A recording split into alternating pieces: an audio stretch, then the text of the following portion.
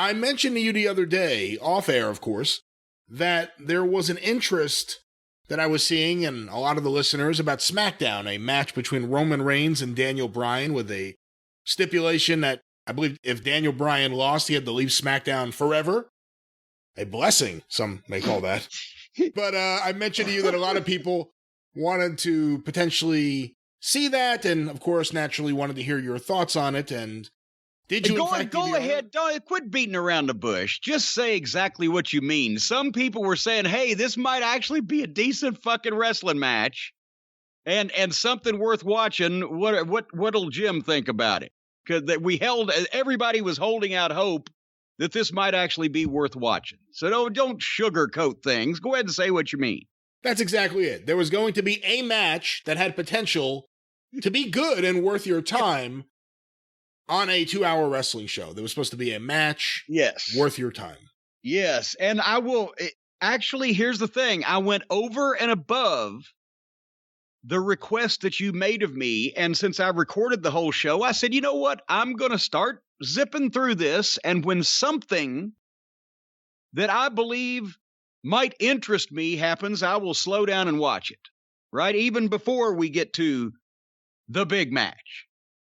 Oh, this is news to me, because I didn't do that at all. No, so don't worry, because it ain't going to take me long to tell you what you missed. Okay. Well, they opened it with an interview with Bianca Belair that Bobby Roode and Dolph Ziggler came out and interrupted, but just as I slowed it down because I'd like to see Bobby Roode and Dolph Ziggler, here came the Street Profits, and okay, this is going to be some underneath bullshit, and here came Bayley, and the girls got in a fight, and then the guys got in a fight, and they went to a break. And when they came back from the break, they had a 6-person tag. And then Daniel Bryan did a promo, and I stopped and watched that. And he speaks well, and I felt that it was scripted and that he was saying what they had for him to say, but I didn't see any of the passion or emotion that you sometimes get from Daniel Bryan when he's actually saying something that he wants to say. You know what I'm saying? Yeah. And then Seth Rollins did a promo wearing one glove, but it's not like a Michael Jackson spangly glove. It's like a goddamn big leather winter glove for when you're cleaning off your windshield. And he did a scripted interview where they had a bunch of people talking about who they were picking to win. He picked Daniel Bryan. I stopped giving a fuck a few of these in. Nia Jax and Shayna Baszler and Reggie did a promo that was very scripted. And then their opposing team, Tamina and Natalya, came in and a fight broke out, and Reggie just stood there and watched his girls get beat up. It didn't do anything except checked on them afterwards. And then they had a tag team match with Tamina and Natalya versus Nia and Shayna, or Nia and Shayna, whatever the fuck. There's a lot of here.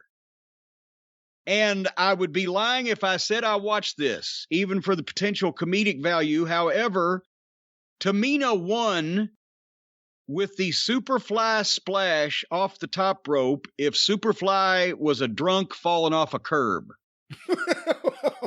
Oh, come on. Shit, no. No.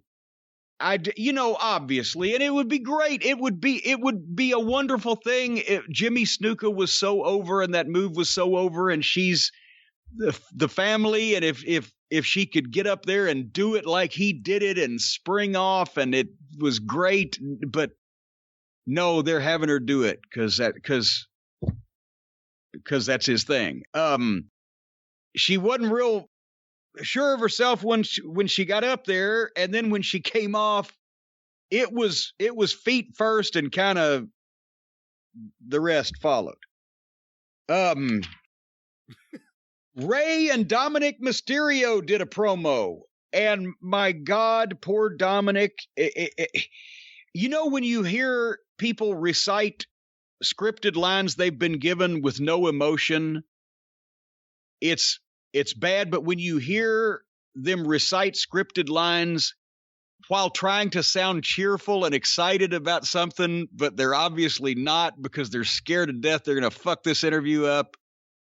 They're talking about being a father and son tag team. And it was, you could see right through it. As I was fast forwarding, I just noticed Pat McAfee's doing color. We'll get to that when I actually listen to it. They played a video of Aleister Black, and now he's the guy that they wheeled out, strapped down to the thing, or he lifted from the stage, strapped to the thing, kind of a Hannibal Lecter-ish thing, and he was all tattooed, and he was a weirdo.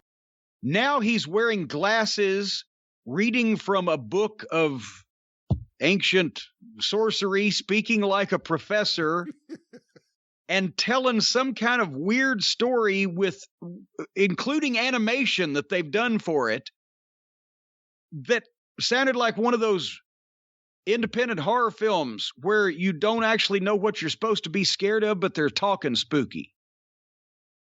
Then they had a rematch due to unpopular demand of Apollo Crews and Big E, but they did the gimmick match first, and then they had a rematch with just a match. And of course, Apollo has what was his name? Dabney Coleman? Dabney Coleman, yes. Dabney Coleman.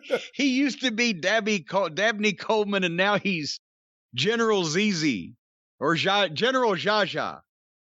So anyway, General Jaja's out there. So I zipped through to where he got involved. So he interferes in the match, but here comes Kevin Owens. And Lord God, the big guy is green as a pepper tree. You can tell he's awkward and etc. But Steen can work, but he was just all over him with punches that I don't know whether he could have sold him if he knew how to sell them. It was just awkward.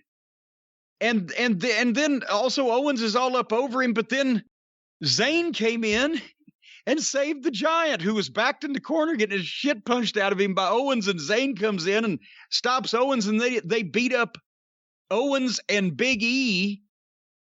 And then suddenly Owens and Big E were just gone. They left. They went away somewhere. And Zayn was trying to suck up to Cruz and Jaja in the ring because he's not really connected with them. He was just mad at Owens or whatever the fuck. So he stooges for them. And then old Commander ZZ hits Zayn with a rotten-looking throat punch that he had to sell like he'd been poleaxed in the Adam's apple with a goddamn pole vault pole.